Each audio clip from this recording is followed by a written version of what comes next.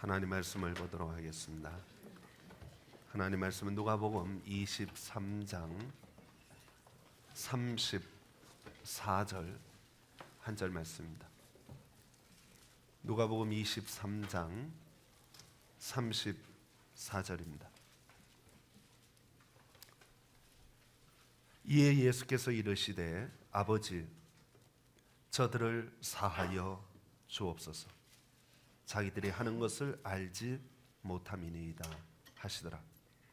그들이 그의 옷을 나눠 제비 뽑을세. 아멘. 기도하고 말씀 나누겠습니다. 하나님 감사합니다. 주께서 저희들을 위하여 십자가에서 피 흘려 주시고 저희들의 죄를 다 담당하심으로 우리를 구원하여 주시고 하나님의 자녀로 삼아 주신 것 감사하고 감사옵나이다. 주님의 그 사랑을 기억하고 감사하고 찬송할 수 있는 저희들 되게 하여 주옵시고 오늘 저희들이 주님의 십자가의 정신을 바로 이어받아서 주의 그 사랑을 나누고 베풀 수 있는 저희들 되게 하여 주시옵소서. 종을 사용하여 주시옵고 하나님 말씀을 오류 없이 바로 증거할 수 있도록 축복하여 주시옵소서. 예수님 이름으로 기도하옵나이다. 아멘. 요즘 저희 어머니가 즐겨보는 아침 드라마가 있습니다. 폭풍의 여자라는 드라마입니다. 보시는 분들 계실지 모르겠어요. 저도 어머니 따라서 가끔 보게 되는데 그 드라마 내용은 아주 단순합니다. 남편과 자식밖에 모르는 아주 순수하고 착한 한정임이라는 여자가 있습니다. 그리고 그 여자의 친구가 모든 것을 다 가졌음에도 불구하고 욕심밖에 없는, 그리고 사악하기 짝이 없는 도혜빈이라는 여자친구가 있어요. 이 도혜빈이 한정임의 남편을 유혹합니다. 그리고 그 남편을 빼앗아갑니다. 그리고 한정임의 어머니도 교통사고로 죽게 합니다. 게다가 가장 사랑하는 딸, 하나밖에 없는 딸도 역시 죽게 만듭니다. 아무리 착한 사람이라 할지라도 상황이 이 정도면 견딜 수 없죠. 참을 수 없죠. 이 착한 여자가 화를 내기 시작합니다. 그리고 복수하리라고 결심합니다. 복수를 결심하는 그 순간부터 도혜빈보다 더 차갑고 냉철해져야 합니다. 도혜빈보다 더 간교해져야 합니다. 도혜빈보다 더 어찌 보면 악해져야만 복수가 가능합니다. 그런데 드라마가 그렇게만 되면 재미없죠. 거기에 러브스토리가 낍니다. 박현우라는 아주 잘생기고 나이도 젊은 친구가 이 한정임을 사랑하는 거예요. 사랑하면서 옆에서 가만 지켜보니까 이건 한정임이 망가지는 일이에요. 도혜빈을 복수하려고 막 애쓰는 걸 보면서 이건 망가지는 길이라고요. 그래서 박현우가 한정임에게 말을 합니다. 우리 그러지 말고 멀리 도망가서 저 꼴보기 싫은 사람들 보지 말고 멀리 도망가서 우리끼리 행복하게 살자. 그렇게 얘기합니다. 그때 한정임은 절대로 그럴 수 없다. 끝을 보겠다.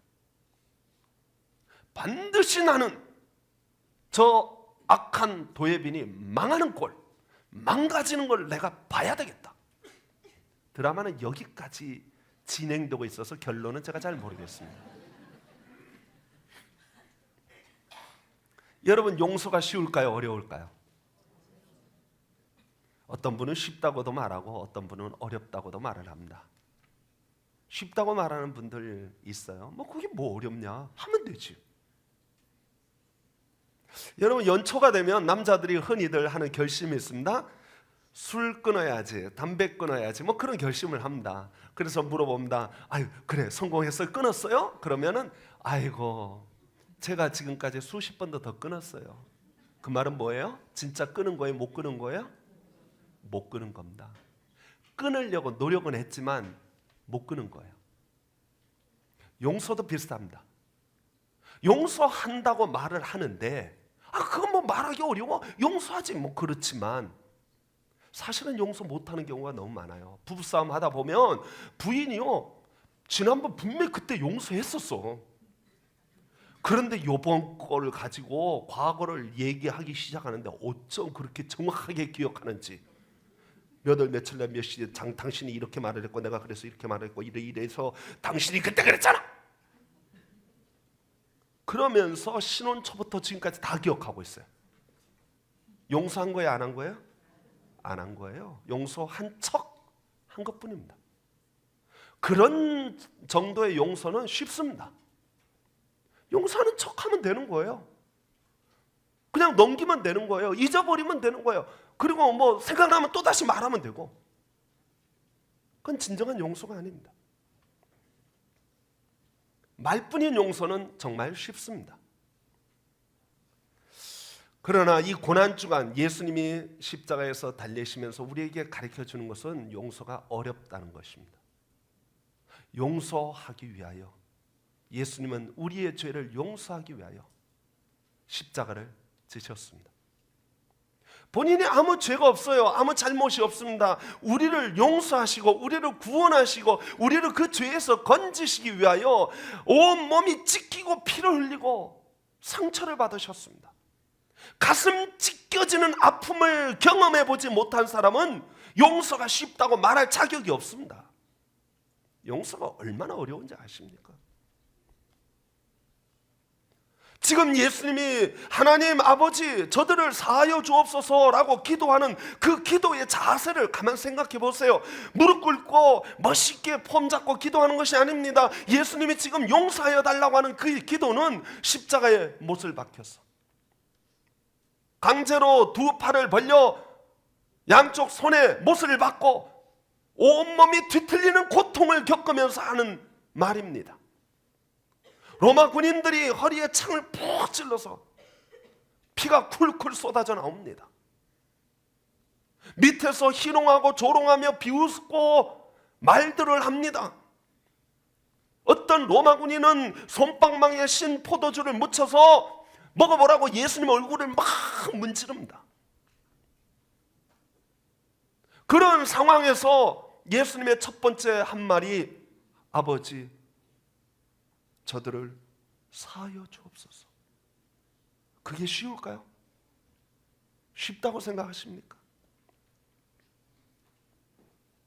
성경이 말하는 용서는 단지 다른 사람의 죄를 잊어버리거나 박현우처럼 멀리 도망치는 거야. 그런 것이 아닙니다.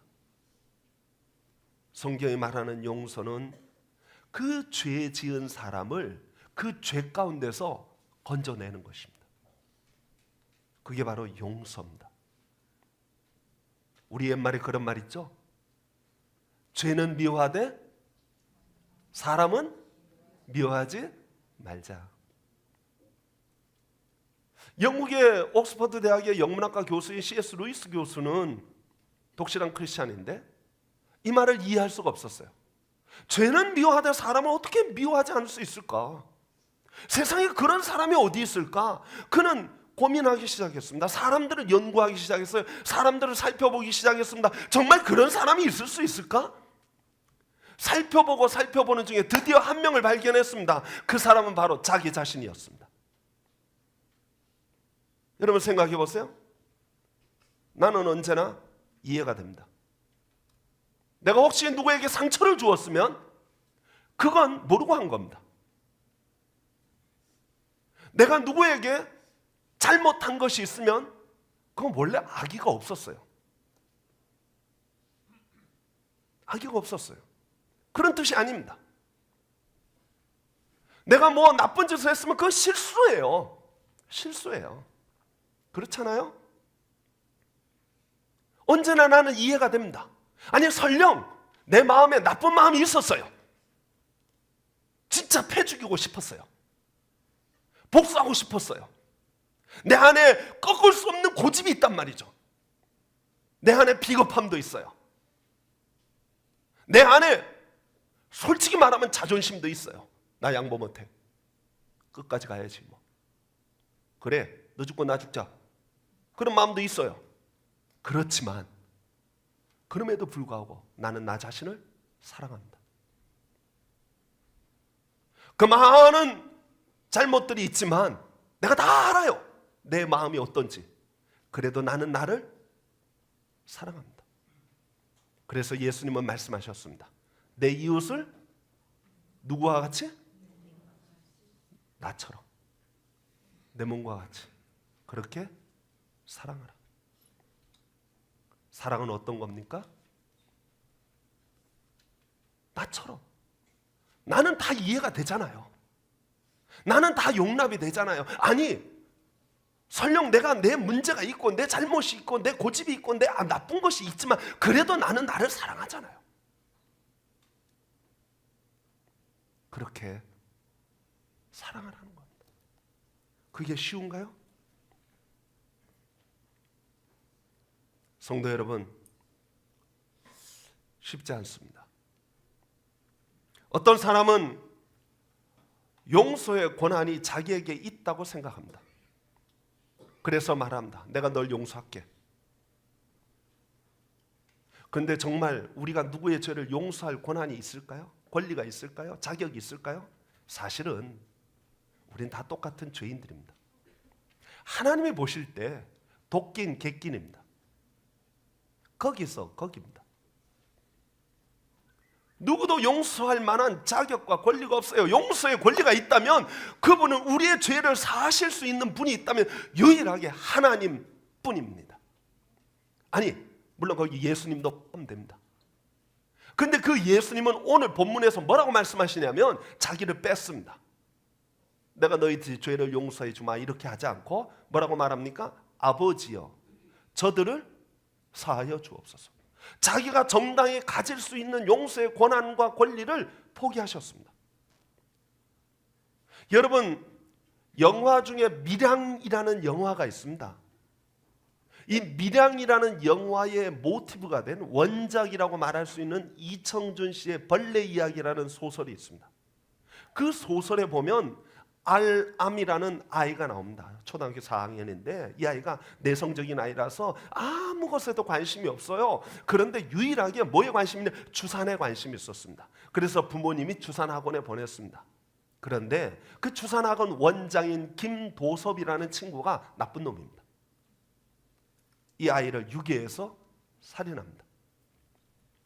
하나뿐인 아들, 눈에 넣어도 아프지 않은 아들을 졸지에 잃어버린 아람의 어머니는 그만 정신을 잃어버립니다.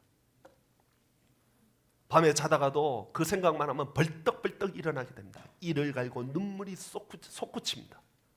물론 김도섭은 체포되어 사형 선고를 받고 감옥에 갇혔습니다.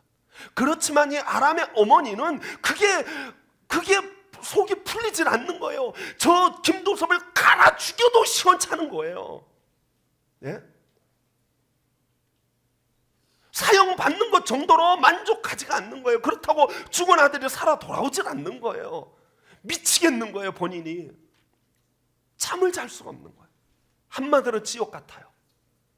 괴로워 죽겠어요. 그러다가 옆에 사람이 전도를 해가지고 예수를 믿게 돼서 주님의 그 용서 사랑을 배우게 됩니다. 그래서 마음에 결심합니다. 내 이렇게 살다가 내가 미쳐버릴 것 같아. 내가 지옥 같은 삶이야. 견딜 수가 없어. 그래서 그 사형수 김도섭을 용서하기로 결심합니다.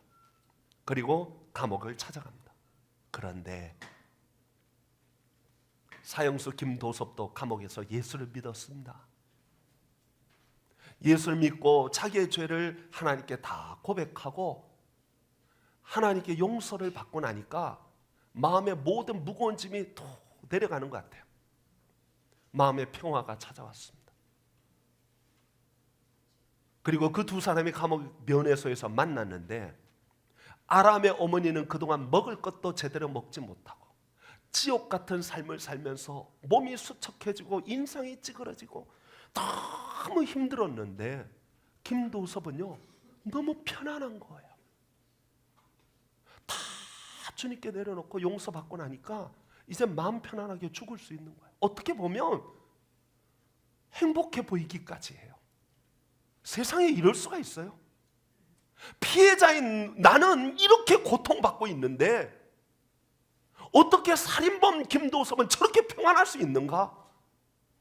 그래서 그 아람의 어머니가 말합니다.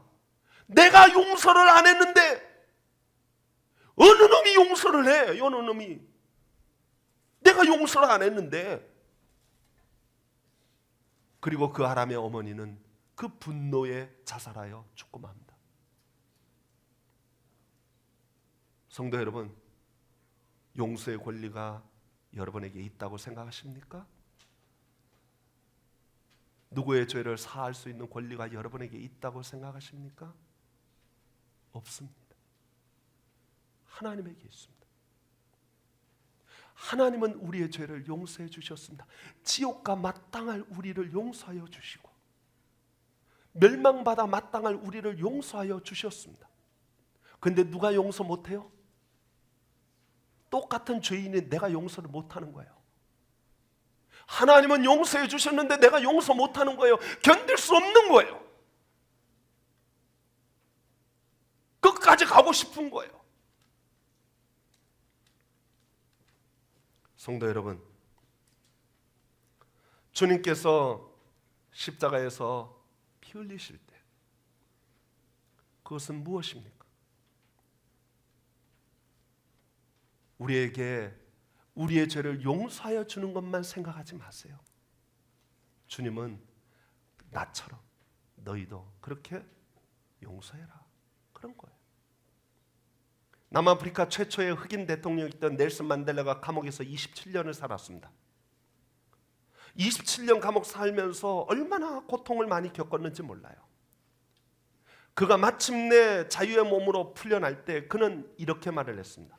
정확한 내용은 읽어드릴 수 있습니다. 이렇게 얘기했어요. 자유를 얻기 위해 감방에서 걸어나와 문을 향해 걸으면서 내 고통과 증오를 이곳에 남겨두고 가지 않으면 나는 여전히 감옥 안에 갇혀 있는 것이다.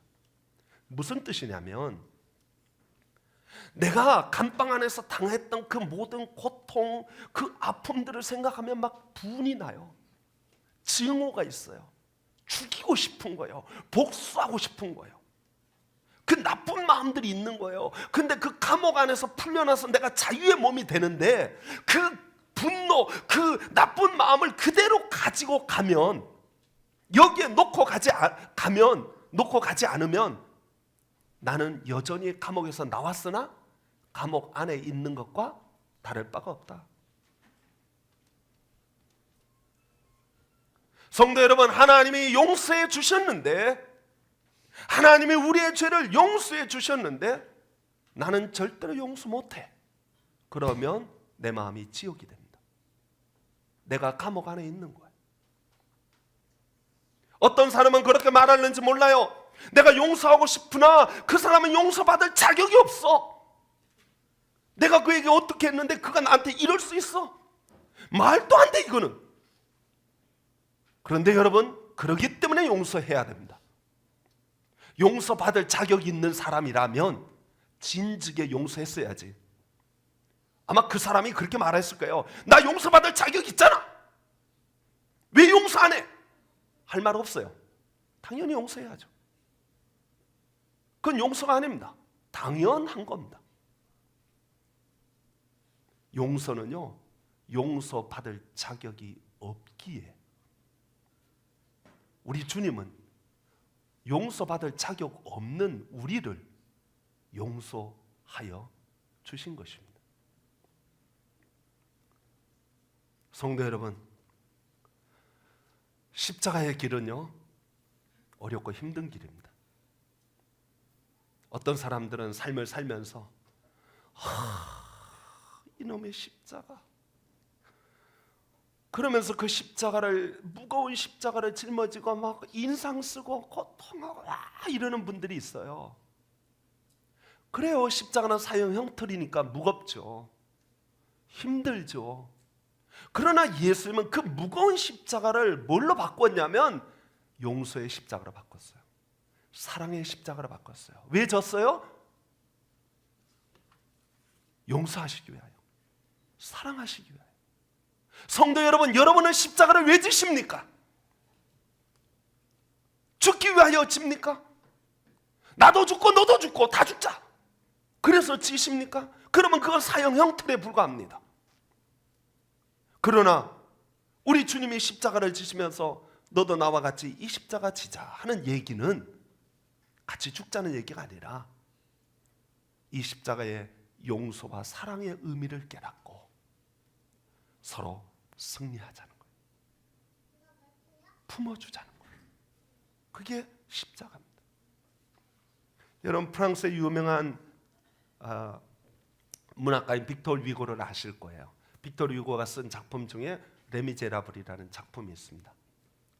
뭐 우리나라에는 장발장이라고 뭐 어린이 소설로 이렇게 번역이 돼서 나오기도 해서 굉장히 두꺼운 책입니다. 이 책 내용은 뭐 사실 간단합니다. 거기 장발장이 아버지를 잃어버리고 추위와 굶주림에 시달리고 있는 7명의 조카를 위하여 빵 한 조각 훔쳤다가 19년 감옥 생활을 하게 됩니다. 감옥에 살다가 나왔는데 세상이 그를 반겨주지 않는 거예요. 너무나 차가운 거예요. 어디 가도 전과자를 제대로 대우해 주는 사람은 없습니다. 감옥에 들어갈 때보다 더 나빠졌습니다. 마음에 분이 있어요. 원망이 있어요. 원통함이 있어요. 해결할 길이 없는 거예요. 그런데 미래의 신부가 그를 따스하게 맞아줍니다. 따뜻한 밥을 주고 따스한 잠자리를 줍니다. 그러나 이 장발장은 그 신부의 호의를 저버리고 거기 있는 은잔, 은촛대를 보고 욕심이 생깁니다. 그리고 그 은잔을 자루에 담아서 도망칩니다. 경찰에게 잡힙니다. 경찰이 장발장을 잡고 미래의 신부에게 찾아옵니다. 이거 당신 거죠? 미래의 신부가 뭐라고 말했습니까? 아니요, 이건 내가 선물로 준 것입니다. 아니 장발장, 내가 은촛대도 주었는데 왜 이건 안 가져가셨어? 여러분, 죄를 졌으면 벌을 받는 것이 어쩌면 당연한 일일지도 모릅니다. 그런데 여러분, 19년 감옥에 있으면 사람이 변화됩니까?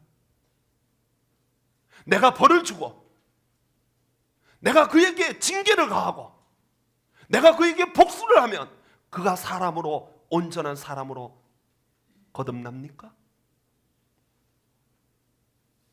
세상에서는요, 힘 있는 사람이 세상을 변화시킨다고 말합니다. 권력 있고 지식이 세상을 변화시킨다고 말합니다. 그래서 무자비한 폭력을 휘두르기도 합니다. 그런데 결코 그렇지 않습니다.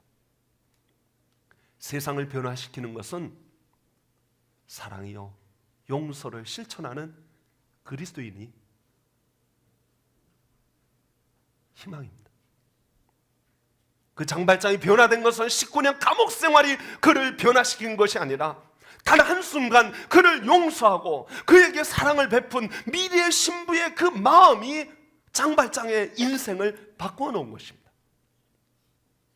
성도 여러분, 이 고난주간, 우리의 죄를 용서하시고 하여 십자가에 달리신 이 고난주간에 내가 무엇을 용서받을까만 생각하지 마시고, 주님께 내가 무엇을 받을 것만 생각하지 마시고, 오늘 이 고난주간에 내가 누구를 용서할까? 내가 누구를 품어줄까? 내가 누구를 사랑할까? 생각하는 한 주간이 되기를 소망합니다. 여러분들이 짊어지신 십자가가 여러분의 사형 형틀이 될 수도 있고, 여러분이 짊어지신 그 십자가가 여러분들이 어떤 마음을 가진다면, 정말 십자가의 의미를 제대로만 깨닫는다면 여러분들의 십자가는 가벼울 것입니다.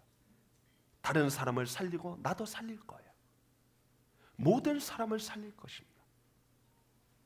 저는 우리 그리스도인들이 십자가 진다고 말을 하는데 사형 형틀의 십자가를 지지 말고 용서의 십자가, 사랑의 십자가를 짊어짐으로 나도 살고 남도 살리는 생명의 십자가, 사랑의 십자가, 용서의 십자가, 이 고난주간에 짊어지기를 간절히 축원합니다. 기도하겠습니다.